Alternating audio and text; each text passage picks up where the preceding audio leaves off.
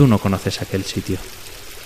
Mira, la fuente brota escondida en el seno de una peña y cae resbalándose gota a gota por entre las verdes y flotantes hojas de las plantas que crecen al borde de su cuna.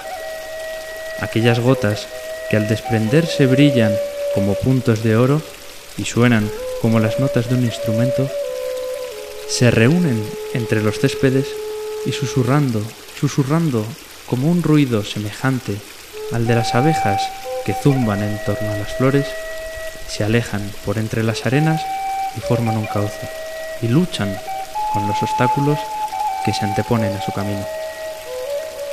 Y se repliegan sobre sí mismas, saltan y huyen y corren, unas veces con risas, otras con suspiros, hasta caer en un lago.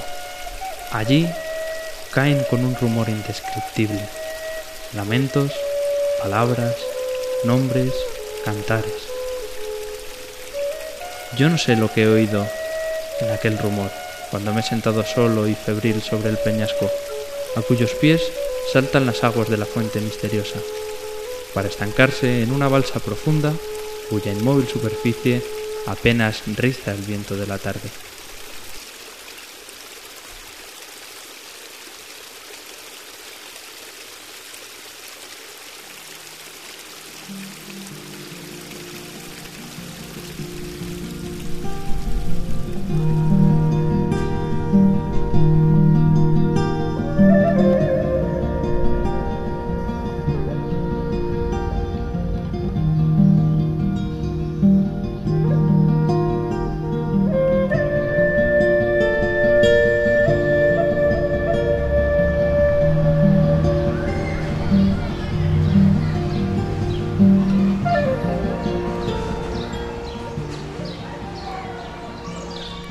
No sabemos exactamente cómo fue el manantial que había debajo de esta fuente que tenemos aquí a nuestra derecha.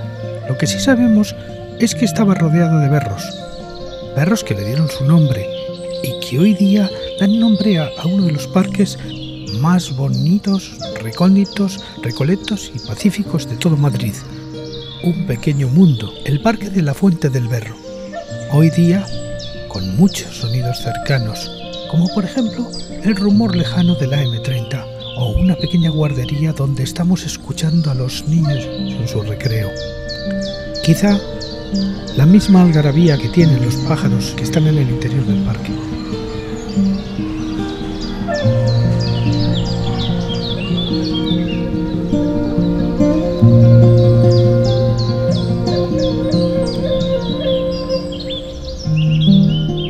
Los primeros habitantes ilustres de este parque fueron Felipe II y Carlos V,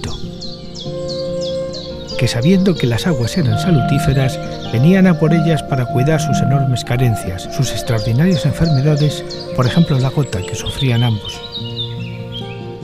Posteriormente también vinieron el resto de reyes austrias y los reyes borbones, en concreto María Luisa de Orleans, que pensaba que estas aguas, o creía que estas aguas eran afrodisíacas.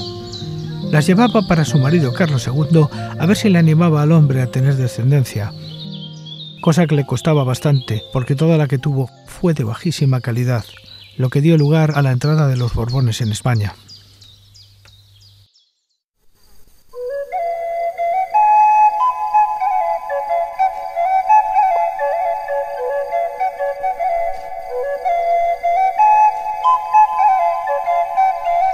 Las visitas de tan ilustres personajes como eran los reyes hicieron que a este lugar se le llamara la Fuente del Rey, nombre con el que fue conocida durante muchísimo tiempo hasta que luego se instauró el nombre de Fuente del Berro, ya en la época en que aquí se quiso construir una especie de campos elíseos, una especie de parque temático que diríamos hoy día.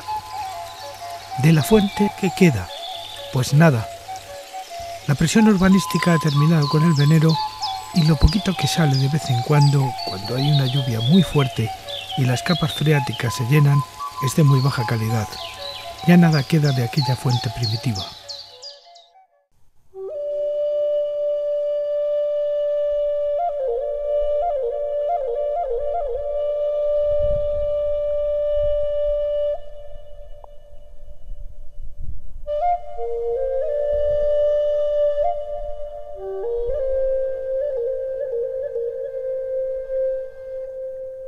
En origen, esta fue la quinta de Miraflores, construida en el siglo XVII.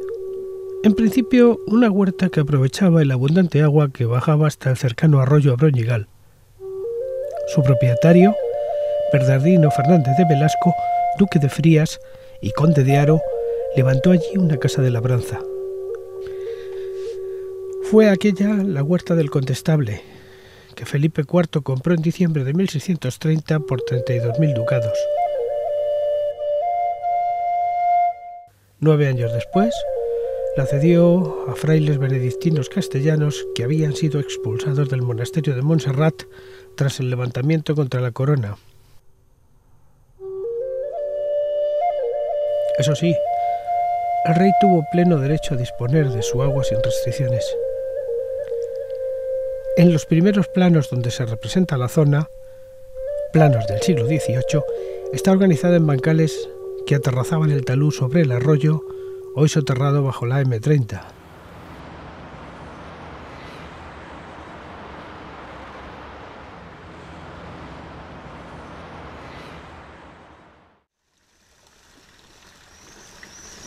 María Trimiño Vázquez de Coronado, adelantada de Costa Rica, fue su propietaria desde 1703 y tras mejorarla la cedió en herencia a los mercedarios descalzos, situación que durará hasta 1798, en que se decreta la venta de este tipo de bienes. A principios del siglo XIX, otro de sus dueños fue Martín Estenoz, a quien sustituyó un brigadier llamado Manuel Ramírez. La transformación en jardín fue en el siglo XIX, momento en el que nació la idea de hacer allí un parque de atracciones siguiendo la moda europea, o sea, unos campos elíseos a la francesa. Con la subasta de los terrenos, en el año 1902 se abandonó el proyecto. En 1920, su dueño se apellidaba Van Hegen y convirtió el recinto en centro social de la aristocracia madridense. Sería en 1941 cuando se declararía como de interés histórico-artístico. El conde de Mayalde la compró en 1946 para el patrimonio municipal e hizo un proyecto para instalar aquí el Museo Arqueológico. Al parecer, tuvo aquí su despacho quien sería el director de Parques y Jardines de Madrid, el vallisoletano Cecilio Rodríguez.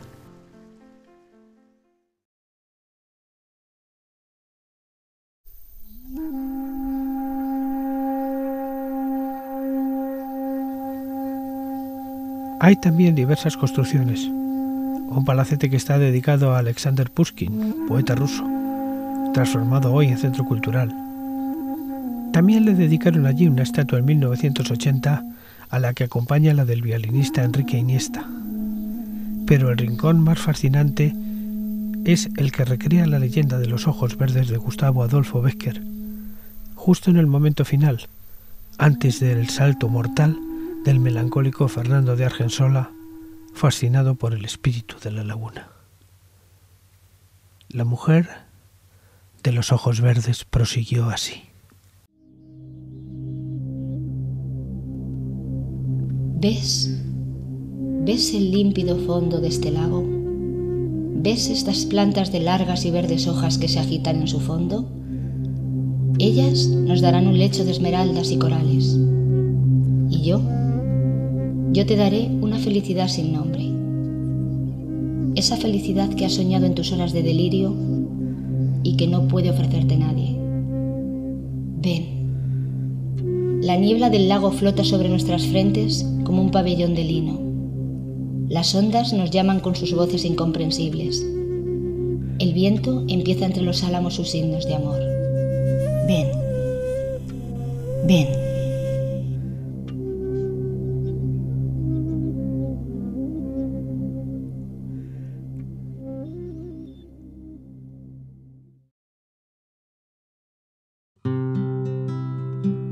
Prado verde y florido, prado verde y florido, fuente clara, alegres arboledas y sombrías, pues veis las penas mías cada hora con taldas blandamente, con taldas blandamente a mi pastora, que si conmigo es dura, quizá la ablandará vuestra frescura, vuestra frescura, quizá la ablandará vuestra frescura.